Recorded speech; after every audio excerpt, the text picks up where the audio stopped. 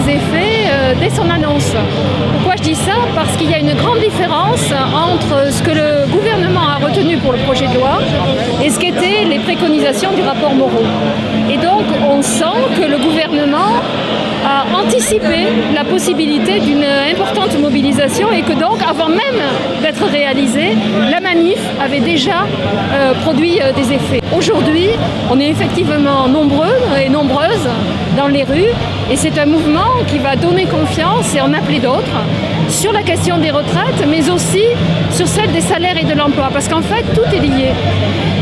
Une bonne partie du problème de financement des retraites actuellement repose sur le fait qu'il y a 4 à 5 millions de chômeurs, autant de salariés précaires, et ce sont, par le chômage et la précarité, des ressources qui manquent pour les personnes concernées bien sûr, mais aussi pour tous les comptes sociaux de la sécurité sociale et des retraites.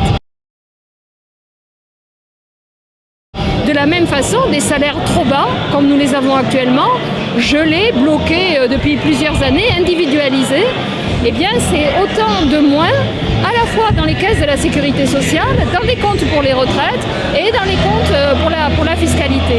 Donc en fait, se battre pour les salaires, se battre pour l'emploi, c'est se battre pour de meilleures retraites. Agir pour de meilleures retraites, c'est exiger que tout de suite l'emploi et les salaires s'améliorent, et en particulier dans un domaine, celui de l'égalité entre les femmes.